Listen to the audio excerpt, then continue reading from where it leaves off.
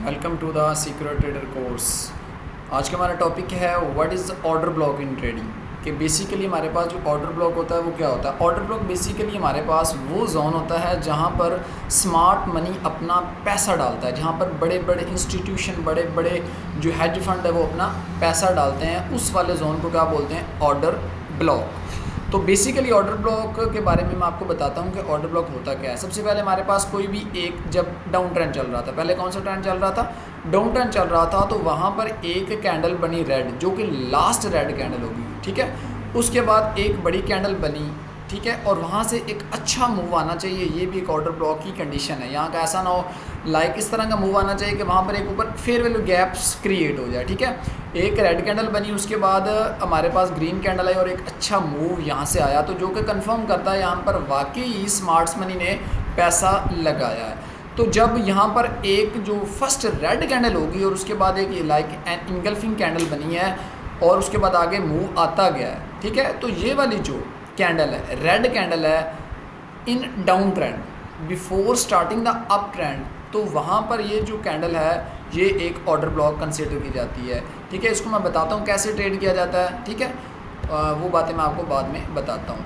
और इस तरह ये हम डाउन ट्रेंड की हम बात करेंगे। ये होता है बुलिश ऑर्डर ब्लॉक, ये होता है bearish order block. Up trend में हमारे पास bullish order block is valid और डाउन ट्रेंड में हमारे पास bearish order block is valid. Always go with the trend because trend is your the best friend. उसके बाद हमारे पास ये देखिए, ये हमारे पास बेसिकली पहले ये था कि हमारे पास यहाँ से क्या था? अप ट्रेंड था। यहाँ से क्या था? अप ट्रेंड था। अप ट्रेंड के बाद हमारे पास यहाँ से मार्केट ने गिरना स्टार्ट किया और उसकी जो पहली कैंडल थी जो कि ग्रीन कलर में थी, उसको एक कैंडल ने इनगल्फ किया, उसके बाद डाउन ट्रेंड आ गई। तो ये जो पहली कैंडल जहाँ पर स्मार्ट मनी ने अपना ऑर्डर्स लगाए थे, इसको बोलते हैं ऑर्डर ब्लॉक। उसको ट्रेड करने का तरीकाकार मैंने आपको बताया है, ठीक है, जहाँ पर जाए और यहाँ से डाउन आ जाए, ठीक है। अब मैं आपको बताता हूँ रियल मेथड।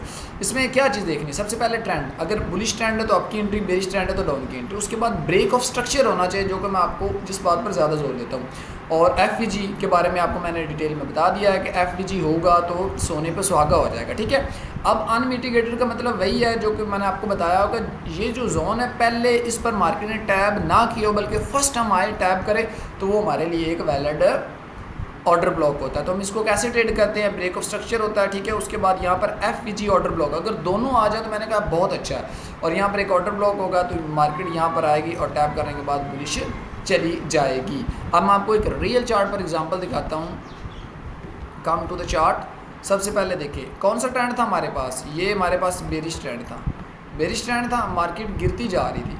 अब मार्केट वहाँ से उठने के बाद एक अच्छी स्पाइक आई है, एक जो मैं कह रहा था कि मोमेंटम आना चाहिए, इंपल्सिव मोमेंटम आना चाहिए। वहाँ पर एक इंपल्सिव मोमेंटम आया।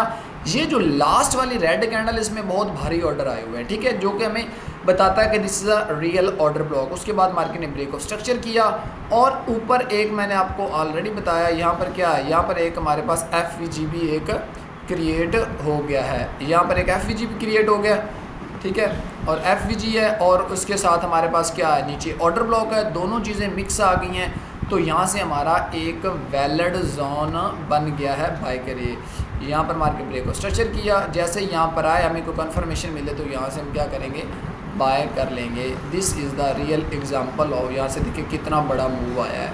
Hope so you can understand what is order block in trading. तो always go with the trend because trend is your best friend, and order block is one of the most important terminology in the smart money trading. So hope so you can understand. Thanks for watching.